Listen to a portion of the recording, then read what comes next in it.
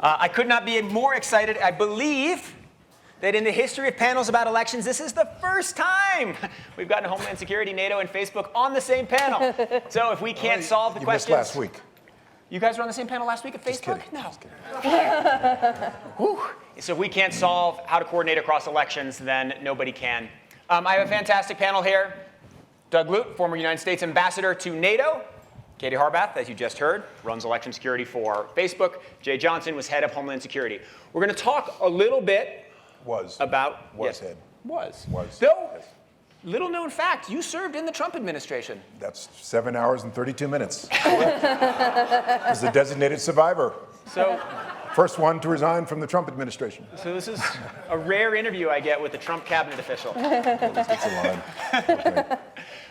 What I'm hoping we can do here is talk about the attack vectors on elections, all the way our elections can be manipulated, talk about the most important attack vectors, talk about the most important things we need to do, talk about coordination between the different groups, the different tribes, the different families that we have on stage, and then look ahead towards 2020. One ground rule, we have put a moratorium on relitigating what happened in the 2016 election because I don't want to have to ask Secretary Johnson about that again because he's asked about it a lot. And you can ask about it afterwards, but we are going to look into the future and we are going to solve future elections. So let's get going. Attack vectors. There are many, many ways that adversaries, foreign operators, can influence our elections. Secretary Johnson, let's start with you. Please describe your framework for thinking about the different vectors and thinking about the responses. Thank you for that question. So I tend to look at the threat around our democracy in three distinct threat streams, as they say in the intelligence community. One is the threat to our election infrastructure cybersecurity, which is frankly what concerned me most in 2016, given what we were seeing, the emerging picture we were seeing of the scanning and probing around voter registration databases in various states. Good news there, I'm going to look backward just a little bit. Sure. As I left office, I designated election infrastructure as critical infrastructure.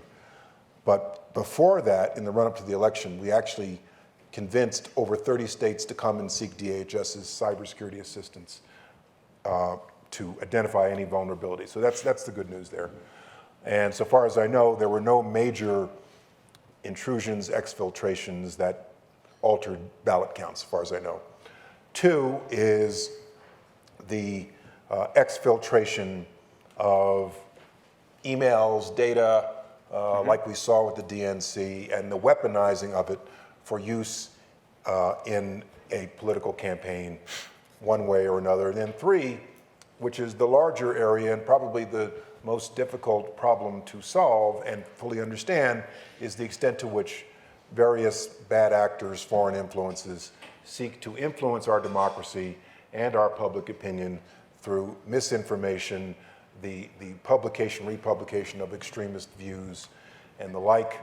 I believe that we have yet to fully understand the extent to which that had an influence on the 2016 election, and I suspect that going forward, it is the biggest threat to our democracy, because as a free and open society, that in and of itself is also our biggest vulnerability. I did just see that Jimmy Carter, a very rare statement saying, you know what? Russia swung the election to Trump, just said it flat out today.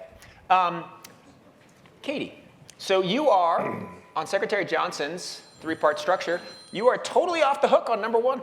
Facebook does not run our election infrastructure. You are mostly off the hook on number two, on the exfiltration of information and spread, like DNC stuff spread a little bit on Facebook. But you're totally on the hook for number three. So tell me about how you think about the most important vectors in the spread of disinformation on social media platforms, and tell me the most important thing that you've done since 2016 to limit the threats. Yeah, so we've looked at this across many different vectors, because if you think about immediately after the election day in 2016, the story at least about what was happening on Facebook was Macedonian teenagers sharing false news to try to make money.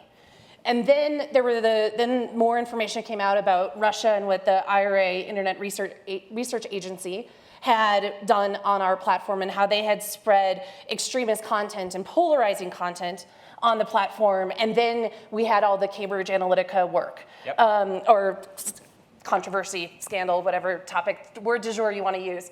So we look at this in 5 main ways when we're thinking about it. First is, what can we do to take down fake accounts? Most bad actors are not using their real identities to spread this information. So the more that we can do to better identify what is a fake account, and when we say fake account, a real person could be behind it.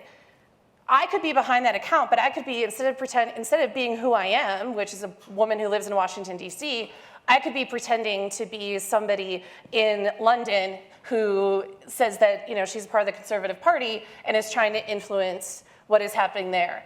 That is a fake account because I am not accurately representing who I am, and that was a lot of the activity that we ended up seeing from the Internet Research Agency and others. So the work around fake accounts is some of the most important work that we can do. Then there's all the work around false news, where we look at, and Mark talked a little bit about this in his conversation the other day, is there's some content that we'll take down. If you're giving the wrong date of the election, or Republicans vote Tuesday, Democrats vote Wednesday, we're taking that content down. Misinformation is where I think there's been a lot of robust discussion and a lot more that needs to be had. We believe in reducing it and giving people more information and context into that information. There's a lot more work that we need to do in terms of speeding up our detection and our work that we do with fact checkers. We've brought more transparency to political and issue ads. So now if you are in another country, you cannot run those ads targeting the United States. You have to be using US dollars, and you have to be located in the US.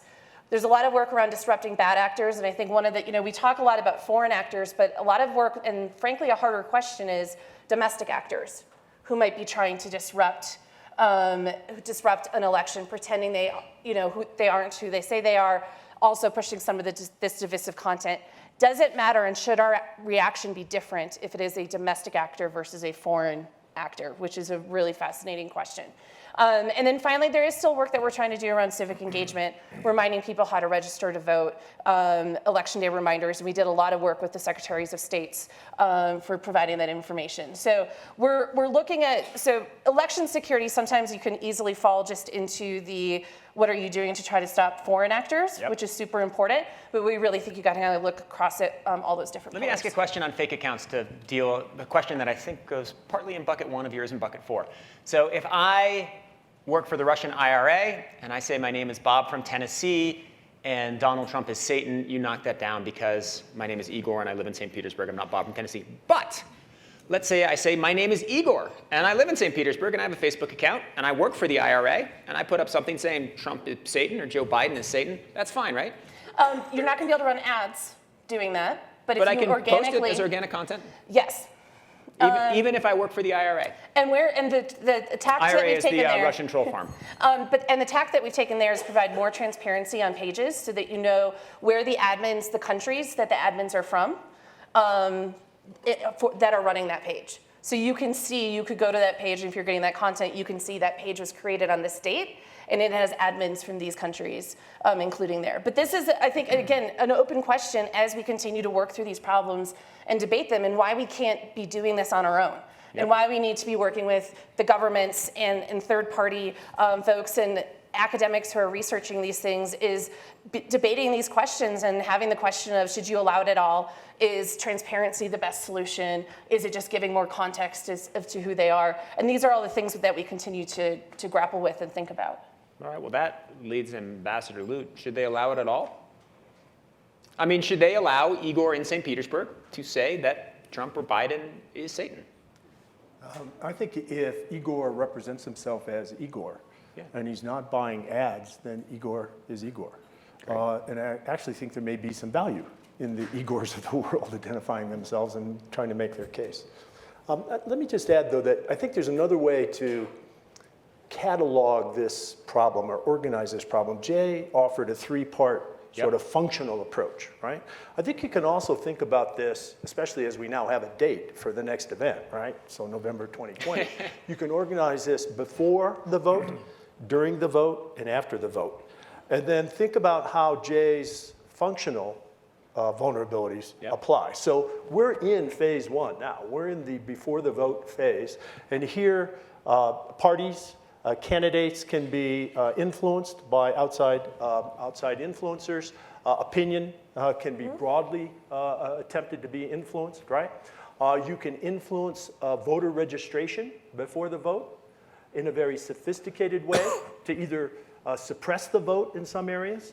So for example, if you did a layout of the swing states and you wanted to influence one candidate versus another candidate, you could manipulate the voter registration databases, which are just databases like many other databases hanging on the internet, and manipulate them so that voters registered for one party or another had trouble actually voting on voting day. So for example, change the middle initial of a voter's data in a state voter registration database. Now the driver's license on voting day does not match the voter registration roll, and the individual is denied a ballot. So you can manipulate this process in advance. On the day of voting, you can also, I think, there's at least a vulnerability, and that is that some of our states, about a third of our states, are voting jurisdictions, of which there are over 9,000, by the way, and there are probably one or two here in Aspen itself, right? They all choose the method by which the vote is actually cast, right? About a third of our votes are still cast electronically on push-button machines that are instantly tallied by way of online connections to a larger database. And those online connections, like all online connections, are vulnerable to manipulation. We're actually a little better off and less vulnerable in the day of the vote itself because of this very distributed, decentralized approach in our voting system, right? It's hard. It's going to be hard to manipulate the results of a presidential election if you have to figure out how to attack 9,000 different entities. Yep. Although, again, you could target this a little better. And then after the vote, right? The tallying of the vote could be manipulated. Much of that is done online. And then the announcement of the result could be manipulated, and increasingly maybe manipulated with fake videos and so forth. So if you think about this, we're already in a vulnerable period in the 16 months leading up to December or November 2020. So in case the rest of you haven't been diagramming, we now have 45 different categories. Secretary Johnson has laid out infrastructure, exfiltration, and misinformation as 3 big categories. Katie has broken down the third category into 5 different categories of fake accounts, election ads, misinformation, issue ads, and civic engagement. So we have 3 times 5 in each of them. And then Ambassador Lute has very smartly laid it out into 3 different time frames. So 45 different categories. Secretary Johnson, you want to jump in and say which is the most important? During the 2016 campaign, and here I go again, I'm looking backward, I know. We were very careful. We were walking a very fine line in our public messaging. On the one hand, I and others are trying to highlight the threat that we were seeing to encourage state election officials to come in, but we also didn't want to discourage people from voting. And we also didn't want to be sending the signal that we think that the vote is going to be manipulated, because one of the candidates was saying the exact same thing. And so we kept saying in our talking points, 9,000 different jurisdictions, et cetera, et cetera. The reality, and Doug, you touched on this, the reality of the way our politics works, given the Electoral College, is it only takes the manipulation of a few key precincts in a few key states to perhaps swing a national election. And the writers of the show House of Cards figured that out a couple of seasons ago. And it wouldn't be that hard for somebody, in real life to figure out. Well, if I could add, the Russians now have a case study, right? I mean, they broadly attempted to penetrate and test the defenses in our election system in 2016. And you can be sure that they learned from this. This was a Russian military operation. So they didn't do this as a one-off deal. They did this as a probing attack. And I think it's safe to assume that when they come back, it'll be in a more targeted, more sophisticated way because they learned about our system. Sorry. No, I was just going to say, not to multiply your 45 by even more. Please but do. You have all the primaries. February 3rd is when the Iowa caucuses happen.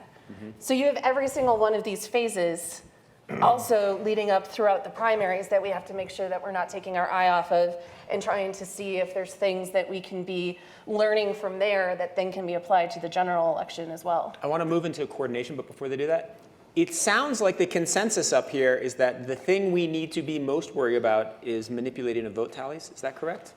No, I wouldn't say that. I think a lot of good work has been done at the state level by state election officials over the last 2.5 years to focus on this. Alex Padilla in California, New Mexico, there was a candidate for Michigan's Secretary of State. She ran on this issue.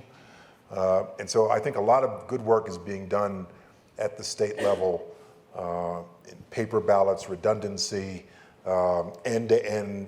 Pretty soon you're going to be able to track your vote like you track a UPS package, and you know where it's been tallied and so forth. So a lot of good work's been being done there. So I think we're in a better shape than we were in 2016, though I haven't been reading intelligence reports for the last 2 years. I only read David Sanger now.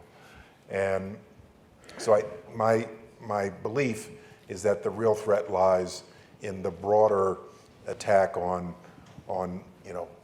speech and political debate. Okay, excellent. I want to move to coordination, but first, Kate, I need to say that we have something funny in common here, in that one of my dear friends in college rigged my college student government election, manipulated the vote totals to give all the votes to the Humor magazine, was caught. I defended him from getting expelled, and then he became a top engineer at your company. Thanks for telling me that on stage. At least we know where he is. I know, yeah. The guy was so smart. All right. See, but he's helping us to know what people might do so that we can be smarter. He doesn't work there and try anymore. to detect it. Oh, well. There you go. But let's talk about coordination, because I think it's really important that we talk about the right way for the private sector and the public sector to coordinate. So let's begin with the comments that your friend Mr. Zuckerberg made on Wednesday here, where he talked about the responsibilities of Facebook and the responsibilities of the government. And it was a little bit controversial, but I thought it made a lot of sense. And he said, look, we are responsible for certain things, but if you're going to run an op against the IRA, that's the government's work. So explain to the people who weren't here what exactly he said, explain that argument, and then let's work through it a little bit. Yeah, so as we've increasingly been trying to work through these issues, there's a limit to what we can do. So for instance, these are some of the areas where we think that there needs to be regulation. On the political ad side, for instance, I can know and I can verify that the advertiser is who he says he is because I have an ID. I can verify that an address is deliverable and that a phone number, there's somebody on the other end that picks it up. But we don't have the capability nor the power of the law in order to require those advertisers to tell us who's actually behind that entity, who's actually funding that entity. I can know that the credit card and the billing address is in the US, but I can't know how that money got to that place that is paying that credit card bill. And so those are the areas, some of the areas where we particularly need to work together with the government and others on this. In addition, we can, if we see bad activity happening on our platform, we can kick them off our platform, but the government is going to have many other levers at their disposal for trying to punish state actors who might be trying to influence our elections. And then two, on the political speech side, and I think this is what we saw is going to be the most difficult, because given the free speech foundation of our country, the government is likely going to be less inclined to say how speech should be regulated online. And that is one where we are in the middle and the very start of a public debate around how we should be handling some of these things, whether it is deep fakes or misinformation, and how we should be handling that. And so, Mark's view and what we've been trying to do is be a lot more forward-leaning in terms of talking to governments about where we think that we need additional help and where our capabilities end and where we think we need to partner with others. And do you think you get what you need from the federal government?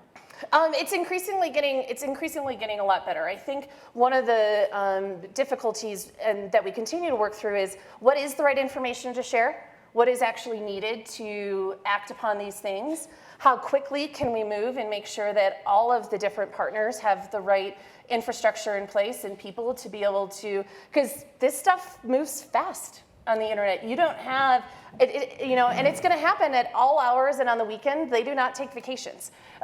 So thinking through how do we continue to improve on the communication and the sharing of data, and also making sure that we're not having any unintended consequences from moving too fast as well. Can I rephrase that question with an arrow attached? Sure. I have interviewed lots of executives and people at Facebook who have offered a little bit of resentment over the feeling like they didn't get what they should have gotten from the federal government, certainly when involved the IRA operations. They didn't get what they needed in 2016, though I have also heard that it is getting better.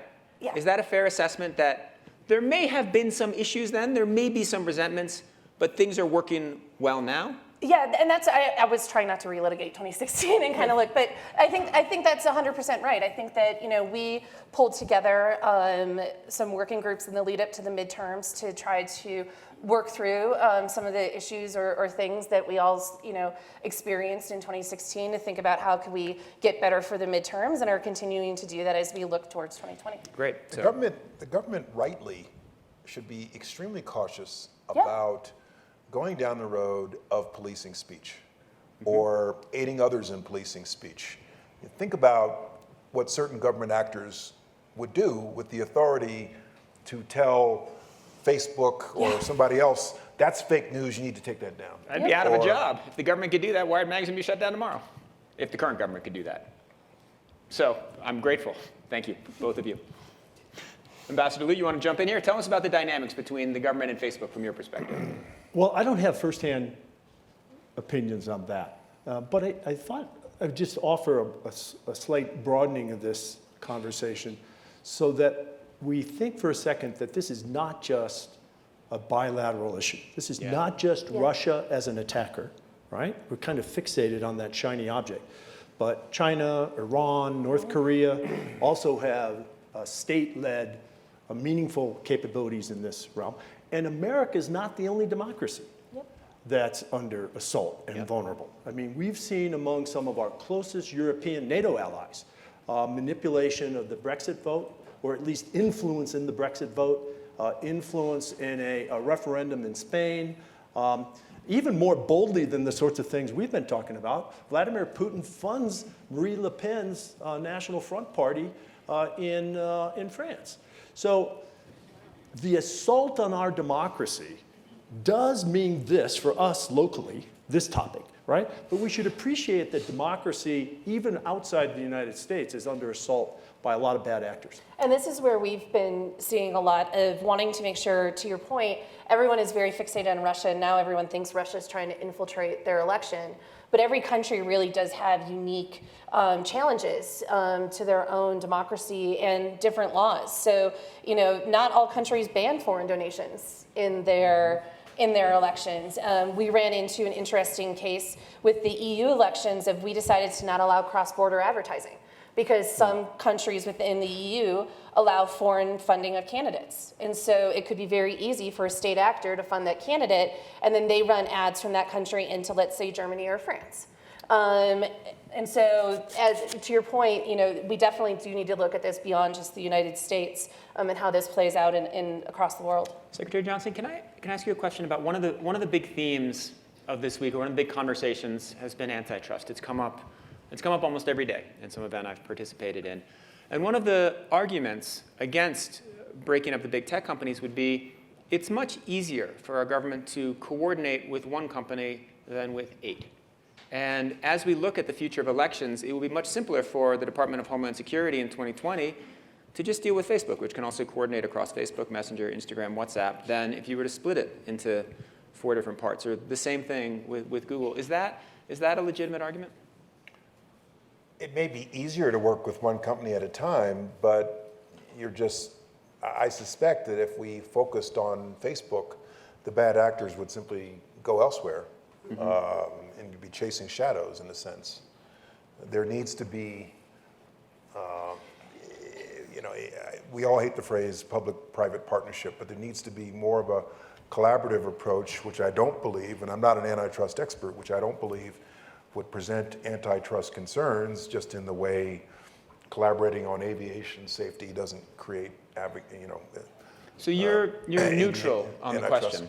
You're neutral on the question of whether it's easier for the government to work with 5 large companies as opposed to 50 small companies.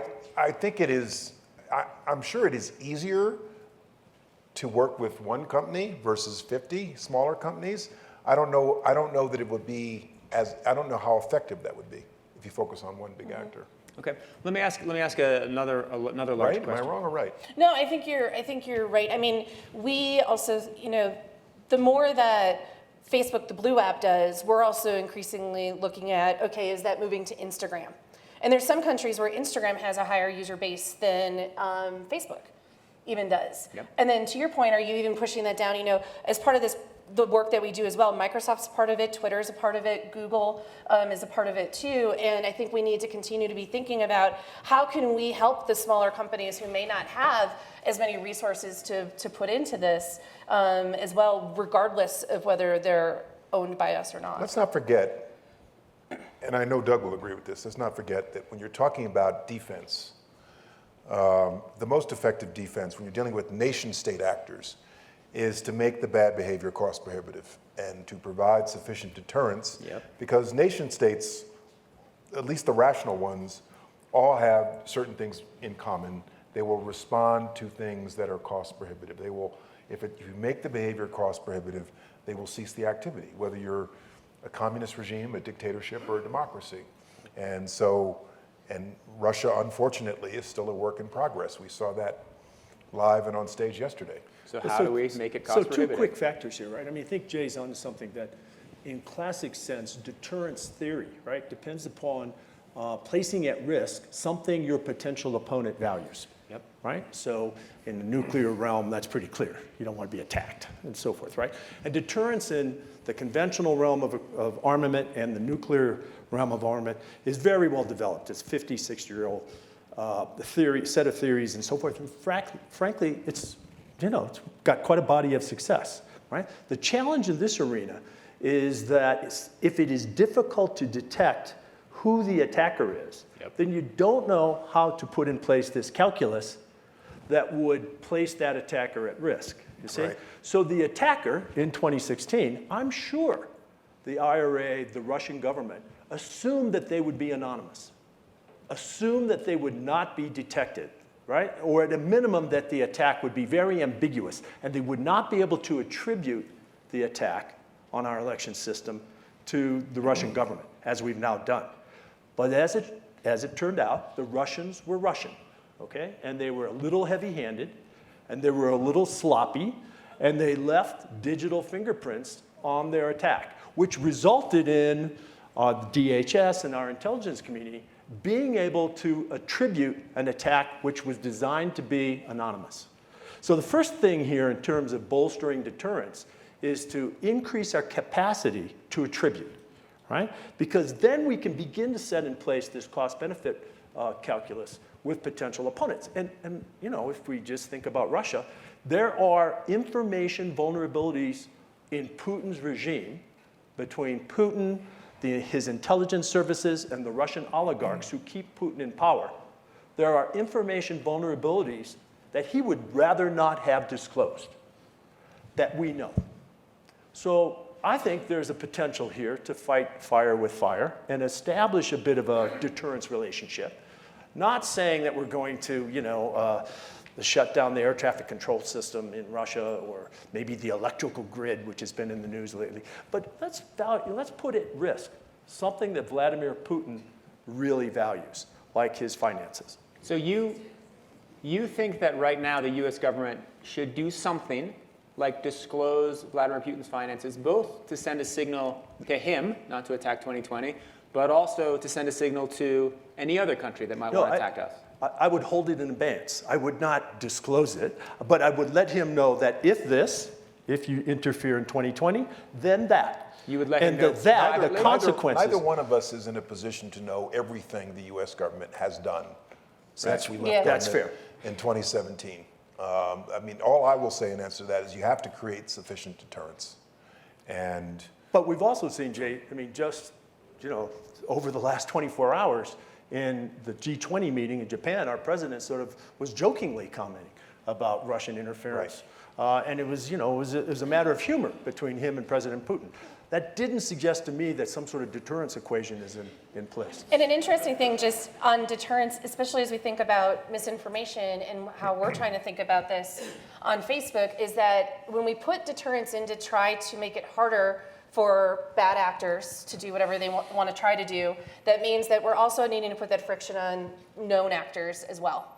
And we are requiring people who are perfectly good in their intent of what they're trying to do, but because we need to have deterrence in place to try to find the unknown actors, we've also got to apply this to known actors too. And that's been an interesting tension, just like with political advertising and that transparency. Because we are requiring people to give us an ID and prove they live in the United States, we're doing that for everyone. Let me ask about this, because one of the most interesting policy changes at Facebook over the last year has been the public statements about the prioritization of privacy. And to me, that's great value. I value my privacy. I certainly, if anybody wants to send me Vladimir Putin's finances, please do it on Signal, which we'll delete after a day. But privacy is at tension with safety here and security, right? The best way, you found the fingerprints of the Russians because you had all of the data. And if Facebook has moved to a much more private system, you might not have had the data. This is where we are now needing to also think about what are the deterrents that we can put in from a product perspective when thinking about behavior, not necessarily content. And so we've dealt a lot with this around WhatsApp and the elections in Brazil, Indonesia, and India, where that content's fully encrypted. We can't see what's being shared. It's just a phone number. And so one of the most powerful things that we did was limited the number of forwards that content could be forwarded down to 5. And so we're needing to think about those deterrents as well that we need to put into place to limit the spread of some of this information or the activity. So Secretary Johnson, Ambassador, it's not just Facebook that is prioritizing privacy, it's the whole social media ecosystem. Does this worry you at all? No, I view privacy as a security issue, as well as a privacy issue. It's the security of our data, it's the security of our lives. And so, in a very large respect, I'm pleased to see Facebook and the others moving in this direction. No, I think individual privacy is who we are. I mean, this is fundamental to the democracy here and the relationship between the government and the individual.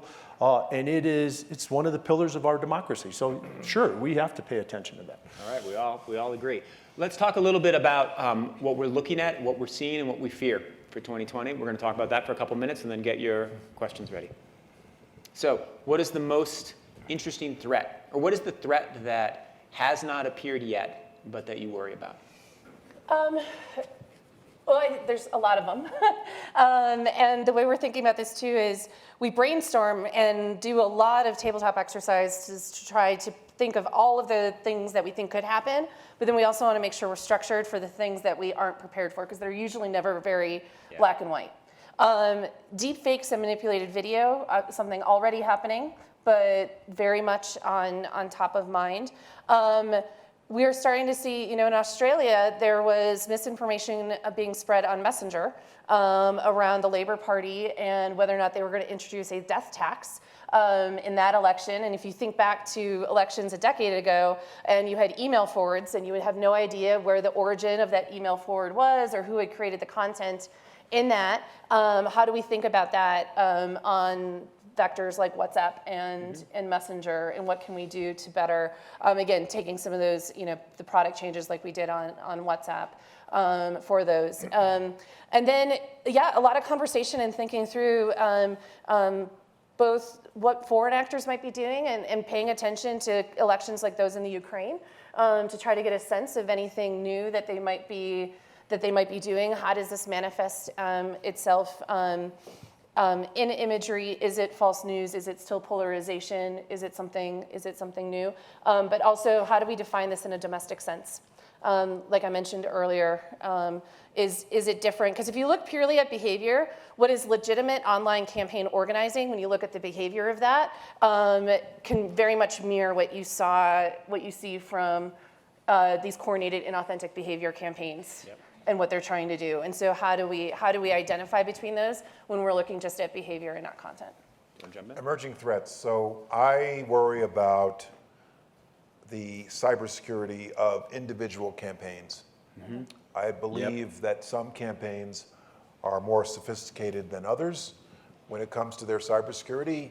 I believe that in the rush of a campaign, people who work for campaigns are not always thinking about the cybersecurity of their data, of their communications.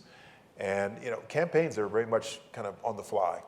And so infiltrating data of campaigns did not start in 2016.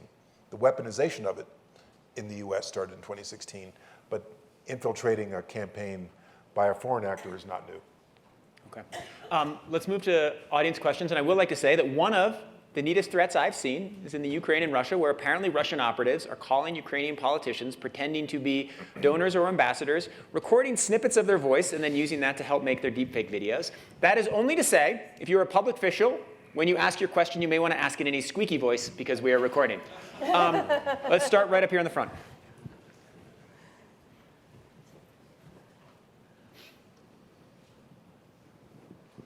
All right. My name is Joyce, and I'm going to go out on a limb here, and this is scary for me to ask because it seems like I must be way out of line here. But the question I have and the concerns I have are a little more insidious. It's more domestic than international, in the fact that and again it goes with surveillance capitalism, and with Facebook especially.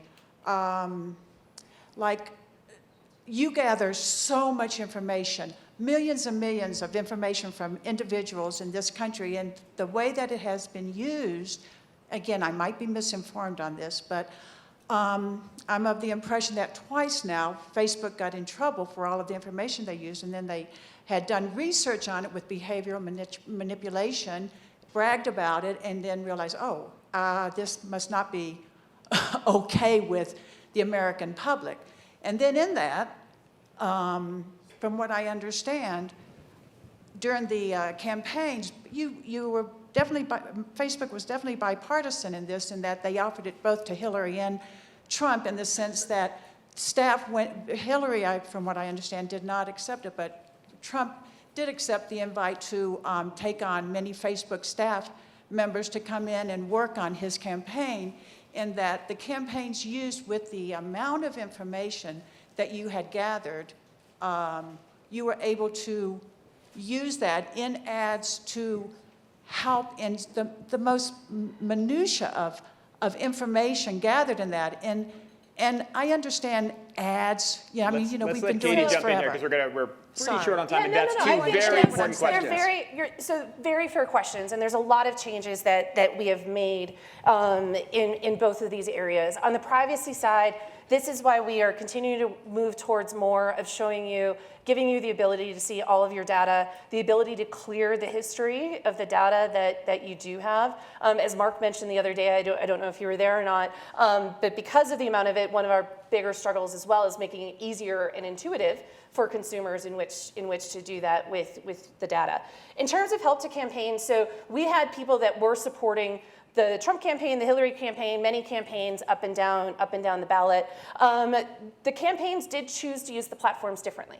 And there's many stories that have been written about that, many in Wired, of how the campaigns had done that. We have now, over the last 2 years though, we have shifted some of our work there so that we can better scale that out. We have a lot more of it available publicly. We are not having people as regularly go to the campaigns, but we are still providing customer support because they still want to know how can we run an ad? How do these new tools work that you may have? And we always continually look at what are additional things that we may need to do to continue to how do we need to continue to think about treating political and issue ads differently? We've done the transparency work. We've done more work so you know if it's a custom audience. So it's stuff that we continue to work on. But my final thing I'll just say, though, and this is another example of where there's a limit of what we as Facebook can do, is I do think that there needs to be more discussion around the data that campaigns have and political parties have, how do they share it? Where are they able to use it or not? Because it is not just at a place like Facebook that they're doing it. This type of micro-targeting was done before Facebook even existed in the 2002 campaign, where they were using that data to better understand, should I run an ad on the phishing network versus ABC, because it was going to be a lot cheaper for me to reach my core voters on the phishing network. All right, great. And the gentleman in the blue shirt in the middle, please. We got a lot of hands, which is excellent. And thank you. Thank you. I just want to confirm something I thought I heard the panel say. And if that's the case, fine, why? Are we saying that the United States has not carried out the same type of activity with respect to foreign nations, and that we are only considering using it if things go awry again in 2020? And I guess Let's answer that. it can't be right, but So that's a good question. No, that's not what I intended to say.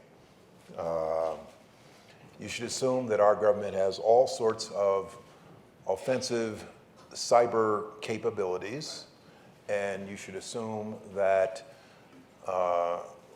covert action has been something that has been an arsenal in the U.S. weaponry for a very, very long time.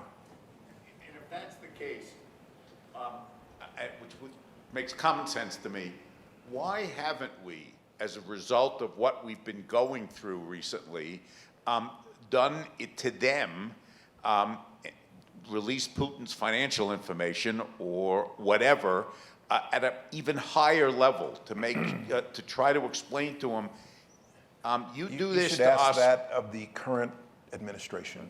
There is no administration. We really don't. We're not in a position to know everything that the government has done over the last 2 years.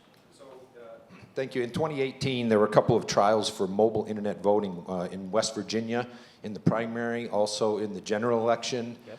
I think both seem to work just fine. Recently this year, Denver, locally here, had online mobile internet voting. My question is, with today's technologies, including cryptography, blockchain, things like that, where you can, as you said, track your vote all the way to being counted, do you think mobile voting can help us secure our voting security system?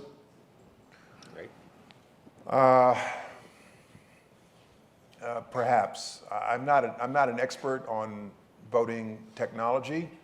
I do believe in redundancy. I do believe in audit trails, not necessarily paper.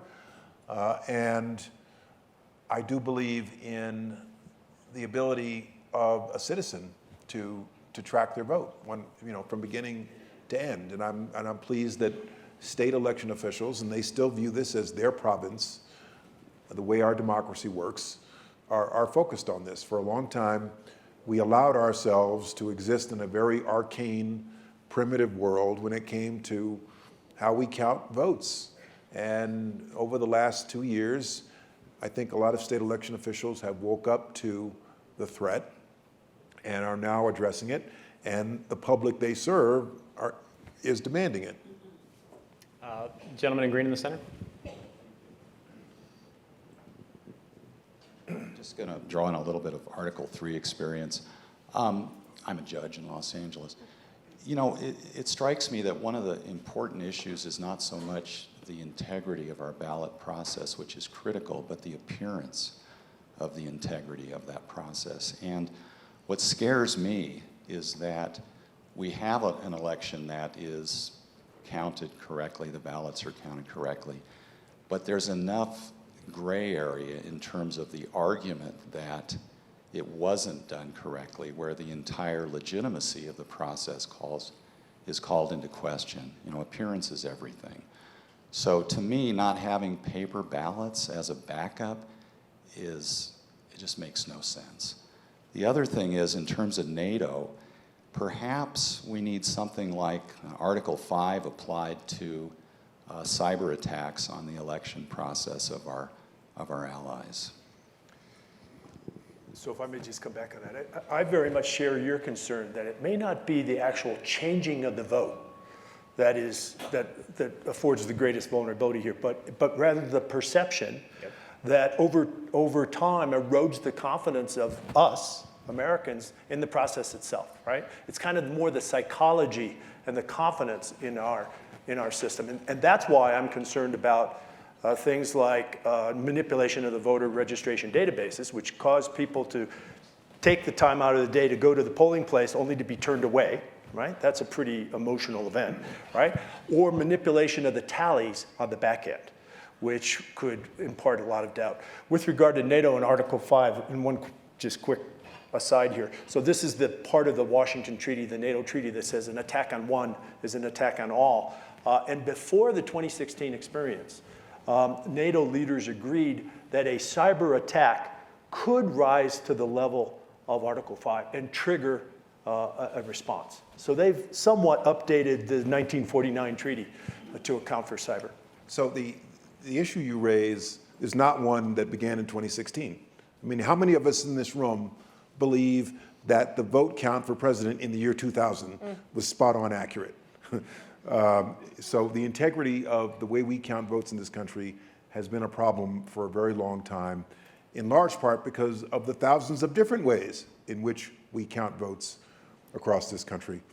The issue of whether a cyber attack should be considered an act of war warranting a military response is one I testified about last year in the House Armed Services Committee.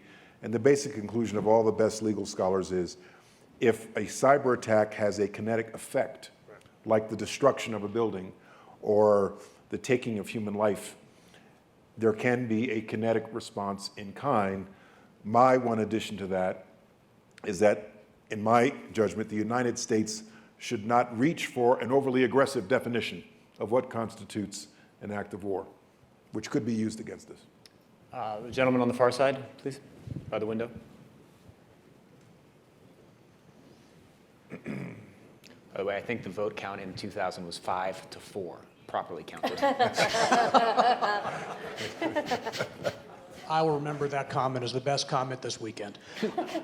So Mark Zuckerberg said something that I thought was interesting that you guys were talking about here, which is that big is better. We should deal with one big company or 3 big companies rather than 50 small ones. But I think with big comes responsibility. And one of the things that he seemed to talk about was the idea that information should be as broadly shared as possible, rather than the other way around, which is to say, in order for you to speak, it's sort of like me getting on an airplane. I have to prove who I am and what I'm doing. If I'm going to go online to a bank, I have to prove who I am and what I'm doing. Is there another way to think about this, where these bad actors, in order to post something, you have to say who you are, prove, I'm not a robot, that stuff that we do, but prove who you are and what you're doing, label it and say, this is news, this is analysis, this is satire, this gets into the whole, sort of the fake video sort of thing. And rather than have Facebook have 30,000 people go through 1 billion things, instead on the front end, put some obligation on people, because I think the security and privacy thing is kind of backwards. So you bring up a couple of points there. On that latter one that you mentioned, this has been a big struggle for us in the political ad space. Because I can ask you to tell me that information, but then we've got to validate it. And we've got to make sure that it's accurate. We ran into some of those issues with asking people to provide disclaimers for political ads for 2018. And we had it as a free-form one because, typically with campaign finance, folks knew what disclaimer they needed to do, and we wanted to provide those, the flexibility to qualify with the many different rules across the 9,000 jurisdictions that they have of how they have to disclose this work. And so that is the struggle we've had, because it's not enough to just ask them in which to do that. We've got to make sure, are they actually giving us accurate information? Because a bad guy is going to lie. They're not gonna give us the truth. To your first point, I think one thing as well of what Mark was talking about in terms of the antitrust stuff and all that, and I can only just speak to the election space, but by us having all the companies together, all of the 40 plus teams and the 500 full-time employees that we have working just on elections, plus the 30,000 safety and security folks, we are able to better have those lessons and those resources to be able to apply across all 4 of our platforms versus just one, because we've also seen with other platforms that aren't owned by us and don't have as many resources, they're not able to necessarily do as much. All right, we have time for one more question. I believe the woman in the middle has had her hand up, but she does not. Her hand is down, so we'll go to the man in the front. We have 30 seconds. Speed round. No pressure. Could you just quickly give us the state of being able to, how many polling places will have paper ballots or an equivalent way to audit the original ballot? I don't know the number. There is a very good, there have been a number of studies about election cybersecurity now. There's a very good one in particular done by the Center for American Progress about a year ago that goes through state by state how they count votes, how they're doing in terms of their cybersecurity, and gives them a grade that outlines all of this. And it's a public thing. I'm sure it's online. Center for American Progress. All right, that wraps it up. Please volunteer at your local polling place in the next election. Do not set up any botnets, and thank you very much for our fantastic panel.